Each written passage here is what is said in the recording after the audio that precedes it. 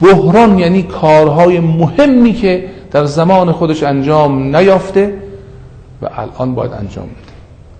اگر شما پسنداز بکنید، اگر بگی من مثلا اینقدر بدهی دارم اینو تقسیطش کنم، ماه به ماه یه چیزی بذارم براش کنار، یا چون من خونه و منزل دارم این خونه و منزل خرج داره، یه مقداری از درآمدم رو بذارم برای نگهداری خانه، برای مسافرتم، برای یه موقعی که پول ضروری لازمه، پسندازی داشته باشم.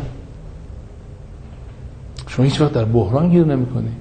وقتی ورزش می‌کنی، مواظب سلامتی هستی، تو آی سی یو سی سی یو نمیری. آی سی یو سی سی یو مال کسایی است که دائم کار میکنن و به سلامتشون اهمیت نمیدند. زندان و چک برگشتی مال کسایی است که برنامه‌ریزی نکردند، بحران گیر میکنن یا بیش از ظرفیتشون بار برداشتن. تو مزرعه زندگی چی میکنی؟ برنامه‌ریزی، فکرهای مثبت که نتایج خوب برداری، فرزندان سالم، زندگی زناشویی خوب، تن سلامت، فکر روشن، سر افراشته، یا که مصیبت و غم و ناراحتی و مشکلات و درد و غم و خیلی خوب چی؟ دست من و توه.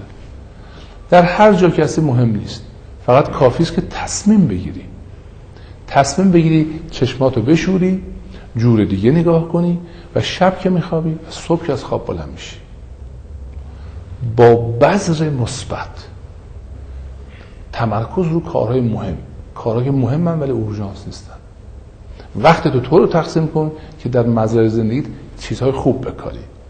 چیزهای خوب یا چیزهای بد، هر دو رشد میکنن، هر دو زندگی تو میگیرن.